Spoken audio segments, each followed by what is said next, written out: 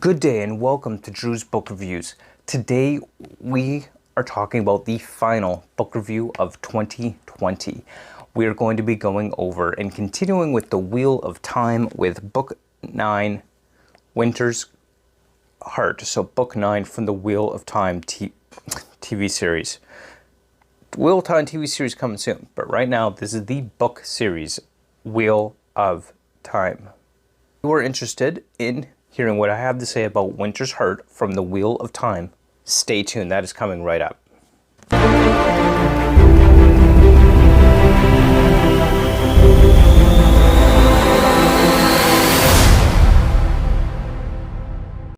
Okay, so Winter's Heart by Robert Jordan, Book 9 of the Wheel of Time. So we are slowly yet progressing towards the end of this book series, which was actually finished by Brandon Sanderson. But if you're a Wheel of Time fan, you probably already knew that. So Book 9 is one thing that we've got to understand here is Wheel of Time is probably one of the best fantasy series that I have ever read, but it also has a reputation for having a bit of a slog in the middle of the series. Well, that slog is a period or a set of books that just has really slow plot progression where not a lot is happening. At least that is my personal opinion of it. Maybe somebody out there thought there was amazing things happening constantly throughout it. I don't know, but I haven't heard it. I've heard a lot of Wheel of Time fans talk about the slog. Book 9 is Book 9 is definitely in this slog. It's definitely part of that whole slog in the middle of the series in Winter's Heart. Now, although there are some important key developments in the plot line in the story of the Wheel of Time that do start out in, or not start out rather, but start to complete and come to fulfillment within this book. So there are basically three main elements to Winter's Heart that's going on. We have got, or we'll start with Elaine. She has gone back home to reclaim her crown. She's gone to Caemlyn to claim her position as the rightful Queen of Andor and to sit on the Lion Throne. So she's there, but just her presence there alone as the heir to Queen Morgase Trakand is not enough to just give her the throne, essentially. She has to fight the rest of the noble families for it. So she's building an army of her own, essentially. She's campaigning to get support for her position as the rightful Queen of Andor. So she heads over there after Nynaeve and Elaine used Bowl of the Winds to correct the weather. So previously it was like the hottest of the hottest summers in the middle of winter. This is Winter's Heart. The weather has come back to normal. That has been repaired, that has been used, and that has been done. So now that that's taken care of, Elaine is off in Andor looking to claim her throne, as she rightfully should. Now, the other aspect of this is we have Mat in Ebou Dar. Mat is basically trying to escape Ebou Dar. He is basically being held as basically a sex slave by Queen Tylan in Ebou Dar, and she just won't leave him alone, and he just wants to get out and get away from her. But of course, he finds himself getting all caught up in the Aes Sedai. Ebou Dar is occupied by the Seanchan, so many of the Aes Sedai have become leashed or become Damani and held captive and slaves and servants to the Seanchan, which are occupying Ebou Dar. So Mat finds himself getting caught up in all that drama that's going on and having to find a way to rescue himself as well as a couple of Aes Sedai along with him in an effort to escape Ebou Dar, get out and away from there. But of course, he made this promise he's going to rescue these Aes Sedai, and he's trying to figure out, how am I going to get them out of the city because of the occupation force that's currently there that will never let him just take these Damani from the Seanchan. So he's got himself in quite the pickle there as he works to find a solution to that. Now, the other side of that, or not the other side of it, but the third main storyline or plot line within this book is we have Rand, who has decided that he is for sure at this point going to cleanse the male half of the source, or saidin, from the taint which has tainted it forever. So he has these keys to the Chodan Kal, which are like these massive statue ter'angreal, essentially the channeling the one power. Now he needs both men and women to channel and be linked together. This is the only time that women can feel what it's like to hold saidin, and the first time men can feel what it's like to hold saidar. And it's through that insane amount of use of the power that Rand is determined to cleanse the taint from saidin once and for all, so that men might be able to channel safely again, and he can have his army, who is not destined to go insane. But before Rand can do that, he must go, and he's seeking out a few of the men from the Black Tower who would basically run away from the Black Tower. He wants to kill them and eliminate, because that was his penalty for leaving. But considering the horrible sickness that comes upon men who can channel when they channel, which is part of what drives men insane in the first place, it's no surprise that some have run away from the tower, but the penalty for that is death.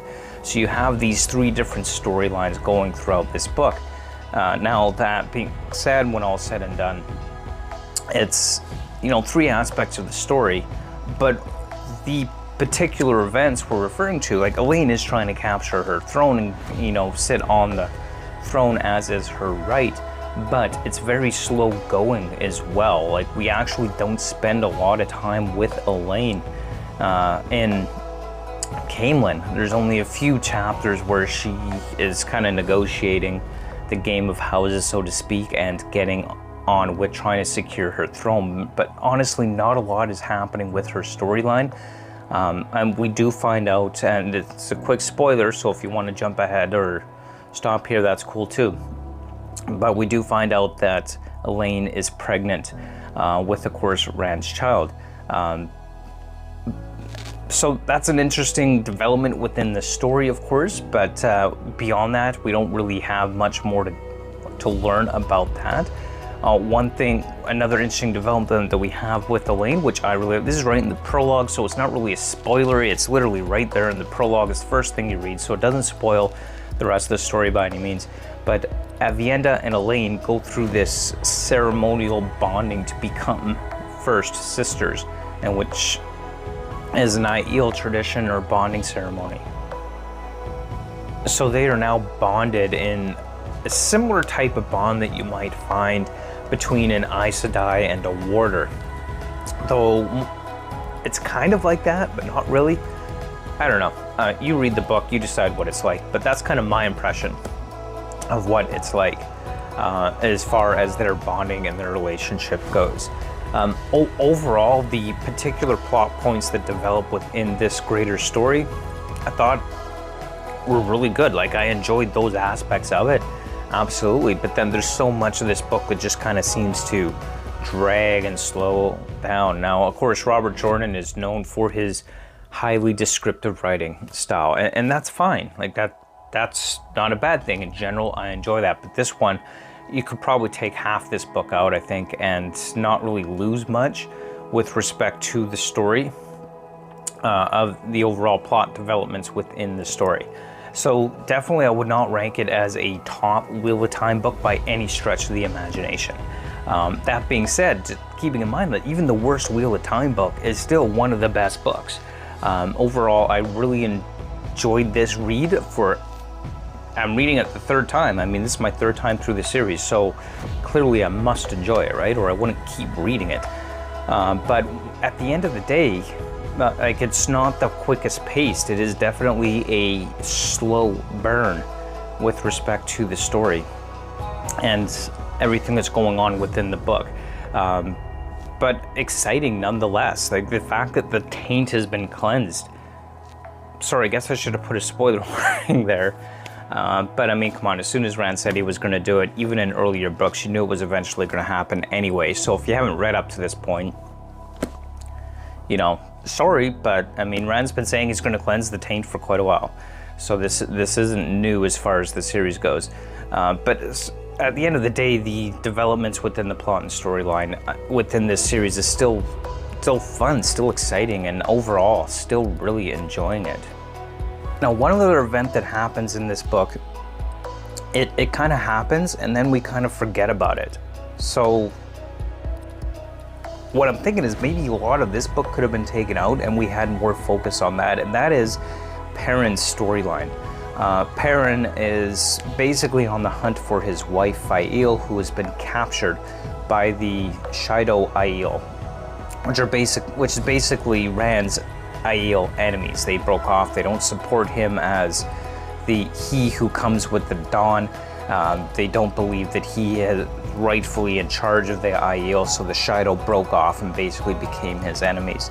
So Perrin's wife Faile has been kidnapped or captured by the Shaido Aiel, and we get a little bit of Perrin's beginning of his attempt to rescue her, but then that entire plot line just completely disappears from this book.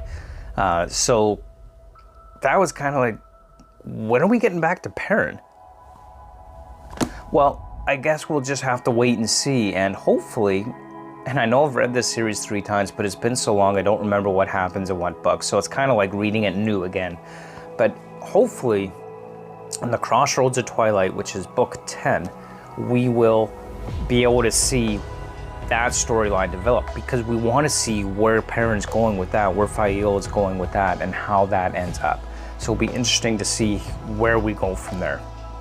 And that is just that's probably the only plot line in this book that I really would have preferred to have seen more of over a lot of the other stuff that felt a lot like filler or just really slow burn within this. Anyway, those are just some of my thoughts here on Winter's Heart by Robert Jordan. This is the 9th book of The Wheel of Time, and of course in 2021, make sure to stay tuned because I will be reviewing books 10, 11, 12, 13, and 14. So we're down to the last 5, we're over halfway through the series now. Anyway, those are my thoughts on Winter's Heart, and as always, thank you so much for watching. Don't forget to click like, comment, and subscribe. And also, you can connect with me on Twitter and Instagram primarily. I do have a TikTok. I'll have all those linked below. I also have a Discord. I've got a few people in there, so if you want to join me in Discord, maybe we could have some good conversations there. Again, link to my Discord is down below as well. And if you wanted to support this channel, no obligation, of course, but if you wanted to support this channel, any support you might be interested in providing would be very, very, very much appreciated. I do have a Patreon. You can see that again linked below, and you can support what I do here for as little as $1 per month. Anyway, that's all I got here for Winter's Heart.